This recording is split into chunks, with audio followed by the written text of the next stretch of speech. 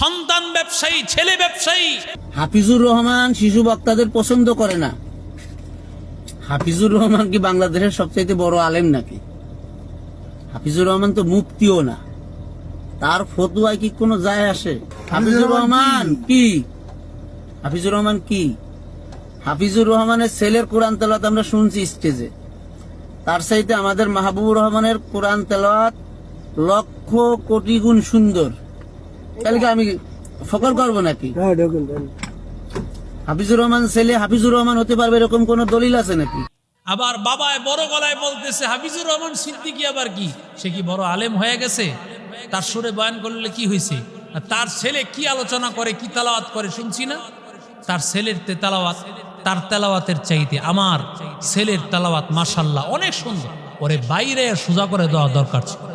আমি ওরে কিছু বলবো না, কারি মাহবুবুর রহমান সিদ্দিকী ওর বাবা দেখলাম গতকালকে বকাবাদ্য করতেছেন হাফিজুর রহমান সিদ্দিকী কুয়াকাটা,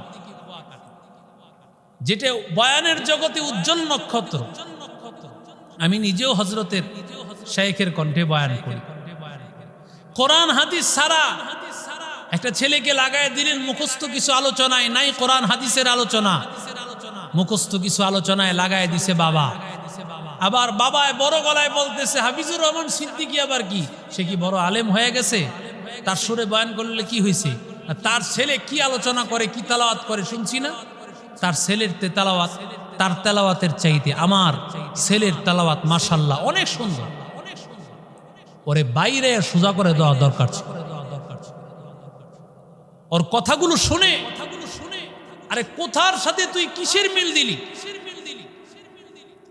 এরা হলো সন্তান ব্যবসায়ী, সন্তান ব্যবসায়ী, ছেলে ব্যবসায়ী। এই ছেলে ব্যবসায়ী যতদিন পর্যন্ত বন্ধ না হবে আমার দেশের এই শৃঙ্খলা ফিরে আসবে না। এখনকার মানুষেরা শিশু বক্তার নাম শুনলে দৌড়ায় যায়। 1.5 ইঞ্চি বক্তা, হাজার হাজার মানুষ হাজির হয়ে গেছে। কেন? তার কাছ থেকে মানুষ কোরআন হাদিসের জ্ঞান, অগাধ জ্ঞান শিখবে। 9 বছরের একটা বাচ্চা যদি আপনি শুনেন যে খুব ভালো একজন সে ইঞ্জিনিয়ার, আপনার বিল্ডিং 5 তলা 7 তলা 10 তলা বানাবেন, ভালো একজন ইঞ্জিনিয়ার, কিন্তু সে নাবালেগ, 9 বছর বয়স, বলেন তো তার কাছে কি আপনি যাবেন? তার কাছে আপনার বিল্ডিং এর ইঞ্জিনিয়ারিং এর জন্য যাবেন না, অথচ শিশু বক্তার নাম শুনে হাজার হাজার মানুষের ঢল কেন?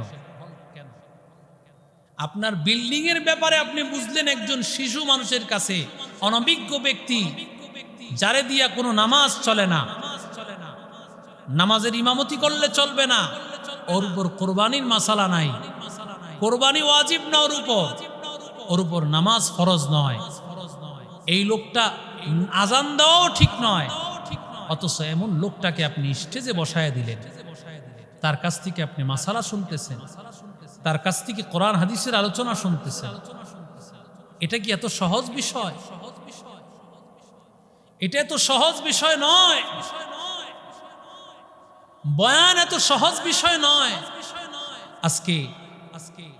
আজকে আমি অধমকে আল্লাহ তাআলা স্টেজে বসাইছেন কথা বলার, আপনাদের সামনে একটু কথা বলার সুযোগ আল্লাহ দিয়েছেন।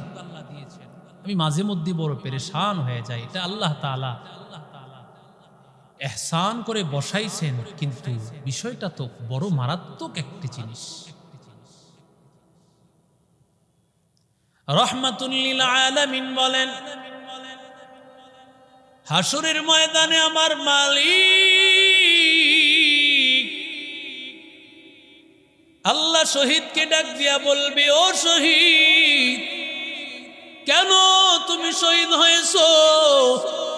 শহীদ ডাক দিয়া বলবেন, ও আল্লাহ, দুনিয়ায় আল্লাহ তোমার ইসলামকে বিজয়ী করার জন্য শহীদ হয়েছে। আল্লাহ ডাক দিয়া বলবে, রে শহীদ, তুমি এই জন্য শহীদ হও নাই, কেন হয়েছো? বলে, মানুষ তোমাকে বাহবা দিবে, মানুষ বলবে কত বড় বাহাদুর, তুমি কত বড় বাহাদুর বীর পুরুষ, মানুষেরা তোমাকে বাহবা দিবে, এই জন্য তুমি শহীদ হয়েছো। যাও যাও, মানুষেরা তো তোমাকে বীর বাহাদুর বলে তোমার উপাধি দিয়েছে, আজকে আখেরাতে কিছুই পাবে না, আমার আল্লাহ ওই শহীদকে জাহান্নামে পাঠায় দিবে। আল্লাহ দানবীরকে ডাক দিয়া বলবে, রে দানবীর, কেন আল্লাহর রাস্তায় দান করেছো? আল্লাহর বান্দা ডাক দিয়া বলবে, রে মালিক, ও আল্লাহ, এই জন্য দান করেছি, হে আল্লাহ, যেন আল্লাহ তোমার মসজিদটা কায়েম হয়ে যায়, আয় আল্লাহ, যেন তোমার এতিম অসহায় নবীর মেহমানেরা পড়ালেখা করতে পারে, অসহায় মানুষের পাশে দাঁড়াইতে পারি।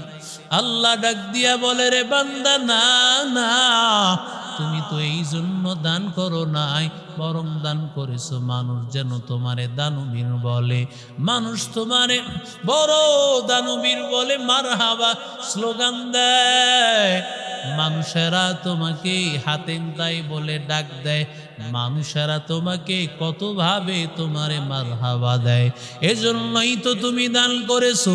ও বান্দা, ভালো করে শুনে নাও, তুমি যেই জন্য দান করেছো, মানুষের বাহবা পাইবা, মানুষের সুনাম কুড়াইবা, তা তো তোমার অর্জন হয়েছে, এখন আর কিছুই লাগবে না, যাও যাও, আল্লাহর তৈরি জাহান্নামে যাও। ও আল্লাহর বান্দা এবার আলেমকে ডাক দিয়া বলবে, রে আলেম, আয়, কেন আলেম হয়েছে? কোরআন শিখেছো? আলেম ডাক দিয়া বলবে, রে আল্লাহ, আয় আল্লাহ, তুমি তো বলেছো, ফালাউলা নাফারা মিন কুল্লি ফিরকাতিন মিনহুম তাইফাতুল লিয়াতাফাক্কাহু ফিদ-দীন ওয়ালিয়ুনযিরু কওমাহুম ইযা রাজাউ ইলাইহিম লাআল্লাহুম ইয়াহযারুন। আয় আল্লাহ, কিছু মানুষ কোরআন শিখে, যারা শিখবে না তাদেরকে জানাইবে। আয় আল্লাহ, মানুষরে জানাইছি, আয় আল্লাহ, মানুষের কোরআনের কথাগুলো বলছি, মানুষেরা যেন দ্বীনের পথে আসে, কোরআনের পথে আসে, মানুষেরা যেন নামাজ আদায় করে, মানুষেরা যেন আল্লাহ তোমারে মানতে পায়। আয় আল্লাহ, মানুষগুলো যেন জান্নাতি হয়, এই জন্য আল্লাহ বয়ান করেছি, আলেম হয়েছি। আল্লাহ ডাক দিয়া বলবে, ও বান্দা, না, তুমি তো আলেম হয়েছো, মানুষ তোমারে আল্লামা বলবে, মানুষ তোমারে মুফতি বলবে, মানুষ তোমারে মুহাদ্দিস বলিয়া ডাক দিবে, মানুষ তোমারে শাইখুল হাদিস বলিয়া ডাক দিবে, মানুষ তোমারে প্রধান বক্তা বলিয়া ডাক দিবে, মানুষ তোমারে সুরের পাখি বলিয়া ডাক দিবে, মানুষ তোমারে দ্বিতীয় সিদ্দিকী বলবে, মানুষ তোমারে বাহবা দিয়া স্লোগান দিয়া নিবে। তোমার নাম যদি উপরে না দেয়, তুমি আসো নাই, তোমার নামটা বড় না হইলে তুমি আসো নাই, কারণ সব কিছুর পেছনে ছিল মানুষের বাহবা পাওয়া, মানুষের আনন্দ পাওয়া, মানুষের স্লোগান পাওয়া। আজকে তো সব কিছু বান্দা পাইছো, এখন তুমি আল্লাহর জান্নাত আর পাইবা না, কারণ জান্নাতের জন্য আমল করো নাই। ও বান্দা, আজকে আল্লাহর জান্নাত পাইবিলা, ওরে বান্দা তাড়াতাড়ি জাহান্নামে যাও। ও দুনিয়ার মানুষ, আল্লাহ বলেন, ফাসআলু আহলাদ যিকরি ইন কুনতুম লা তা'লামুন।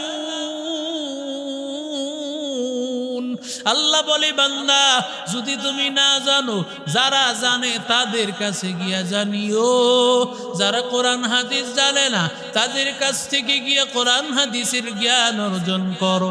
যেই মানুষটা কোরআন হাদিসের জ্ঞান অর্জন করে নাই, তারে কেন তুমি বয়ানের ময়দানে বসায় দিয়ে ব্যবসা করতেছো?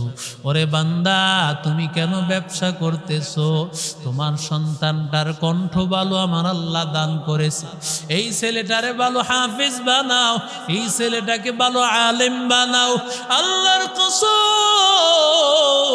তোমার সন্তানটারে যদি হাফেজ বানাইতে পারো, তোমার সন্তানটারে আলেম বানাইতে পারো, ওরে আল্লাহর বান্দারা, ওরে যুবক, তোমার সন্তানের সামনে আল্লাহ লক্ষ লক্ষ মানুষ আমার আল্লাহ তাআলা বসাইয়া দিবে।